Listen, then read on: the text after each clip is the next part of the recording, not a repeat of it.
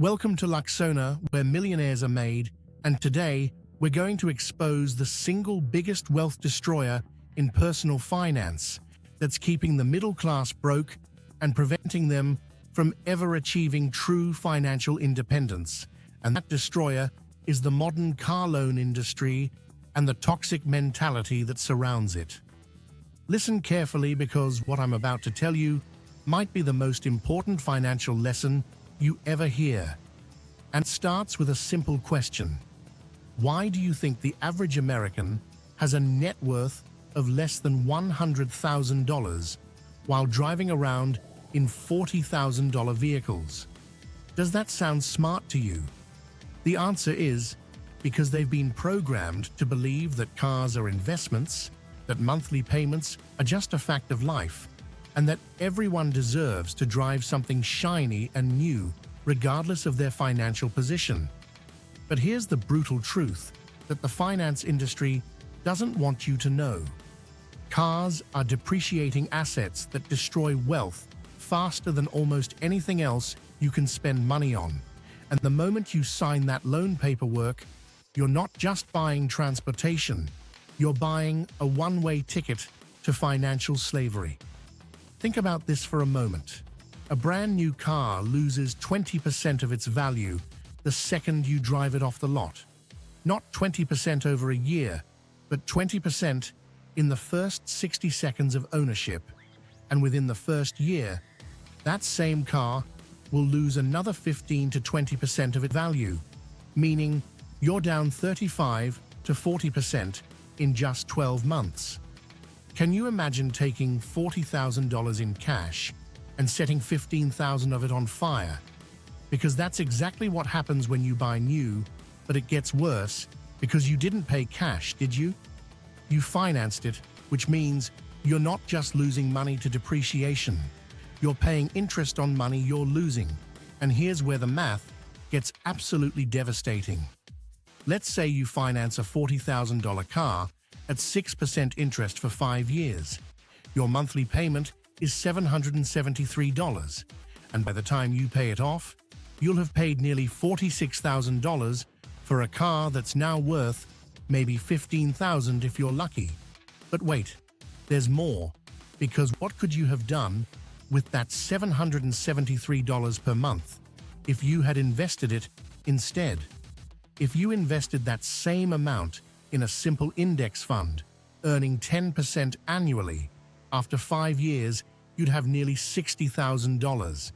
And after 10 years, you'd have over $150,000. But instead, you have a depreciating asset that's falling apart and needs repairs. Can you see how this thinking keeps people broke? This is why the wealthy think differently about cars. They understand that every dollar spent on unnecessary transportation is a dollar not invested in appreciating assets, and they refuse to let their ego and status obsession rob them of their financial future. Now let me address the so-called financial experts and influencers who tell you it's okay to finance a car because you can write it off, or because the interest rates are low. And let me be crystal clear about this. They are either financially illiterate or they're deliberately misleading you for their own gain. A tax write-off doesn't mean the car is free. It means you might save 20 to 30% on your taxes, but you're still spending 70 to 80% of your own money on a depreciating asset.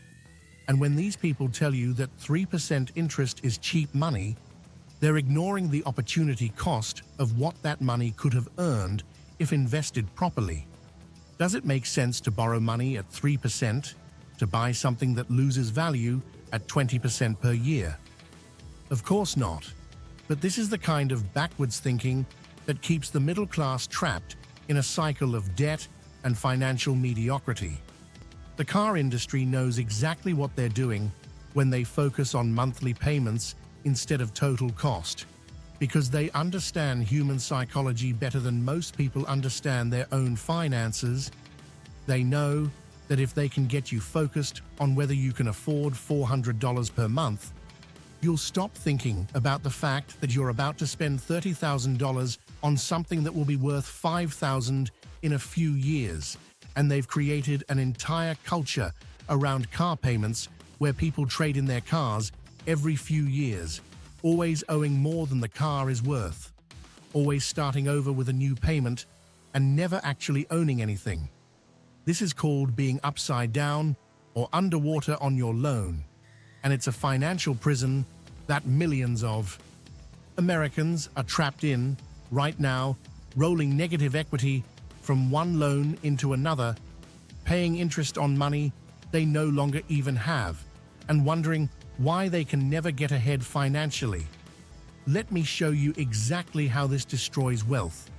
With a real example, imagine two people, both making $70,000 per year.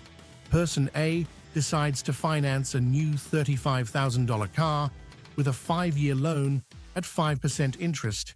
Their monthly payment is $660, and after 5 years, they've paid over $39,000 for a car that's now worth maybe $12,000. But here's the kicker. They don't stop there. They trade it in and get another car loan.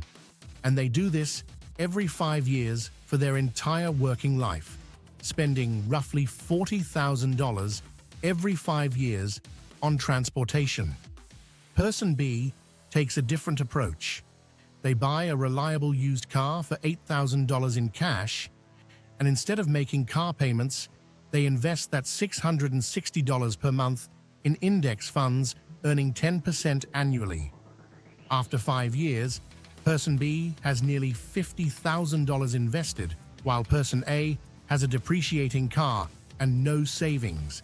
After 10 years, Person B has over $130,000, while Person A is still making payments. And after 20 years, Person B has over $500,000, while Person A has spent over $160,000 on cars and has nothing to show for it except whatever junker they're driving at the time.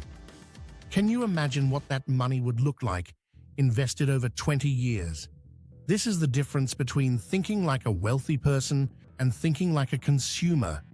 And it's why the rich get richer while everyone else stays broke. Now let me teach you exactly how to buy a car the smart way, because transportation is necessary, but destroying your financial future is not. And the first rule is simple. Never ever finance a car unless you're literally unable to work without it, and you have no other choice. And even then, you buy the cheapest, most reliable car you can find and pay it off as quickly as possible. Here's the step-by-step process that wealthy people use when they need transportation. First, you save up cash for your car purchase. Yes, actual cash, not a down payment, but the entire purchase price. And while you're saving, you research reliable used cars that are 2 to 4 years old with low mileage and good maintenance records. You're looking for vehicles that have already taken their biggest depreciation hit, but still have plenty of reliable life left in them. Second, you focus on reliability and practicality over status and luxury, which means you're looking at cars like Toyota Camrys, Honda Accords, and other vehicles with proven track records of lasting hundreds of thousands of miles with proper maintenance, not the flashy sports car or luxury SUV that's going to impress people at the expense of your financial future. Third, you negotiate the purchase price, not the monthly payment, because you're paying cash, which gives you tremendous leverage in negotiations, and you're not falling for the dealer's financing tricks and extended warranties and gap insurance and all the other profit centers they use to separate you from your money. Fourth, you buy comprehensive insurance, but you keep your deductibles reasonable and you maintain the car properly to ensure it lasts as long as possible. Because every year you can drive that car without a payment is another year you can invest that money instead of giving it to a bank. Fifth, and this is crucial, you keep driving that car long after it's paid off, and I mean years longer, because this is where the real wealth building happens. When you're not making car payments, you're free to invest that money in appreciating assets that will actually make you wealthy over time. The goal isn't to have the newest car. The goal is to have the most wealth. And these are two completely different objectives that require completely different strategies. Too many people think they need to upgrade their car every few years, but wealthy people understand that the best car is the one that's paid for and reliable, regardless of how old it is or what other people think about it, because they care more about their net worth than their neighbors' opinions. This is where we separate the wealth builders from the wealth destroyers. And if you want to join the ranks of the financially free, you need to start thinking like them, not like the broke people around you who are financing everything they can't afford. The psychology of money is everything. And that's exactly what we dive deep into on my Patreon channel, where we explore the mindset shifts and behavioral changes that separate the wealthy from the middle class. And if you're serious about building generational wealth and mastering the mental game of money, I encourage you to join our exclusive community where we share strategies, case studies, and insights that you won't find anywhere else. Because building wealth isn't just about the technical aspects of investing and saving.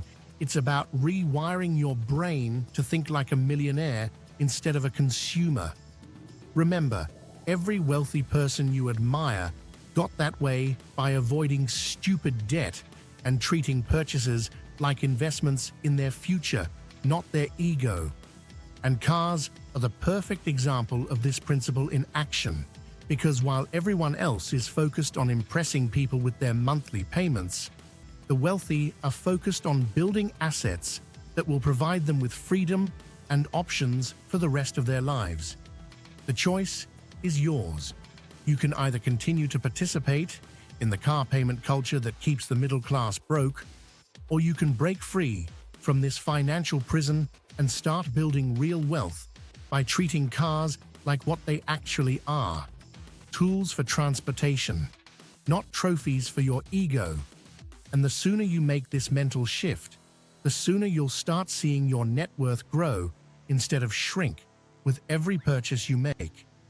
Wealthy people stay wealthy by avoiding dumb debt and making every financial decision through the lens of opportunity cost, asking themselves not whether they can afford the monthly payment, but whether this purchase will make them richer or poorer in the long run.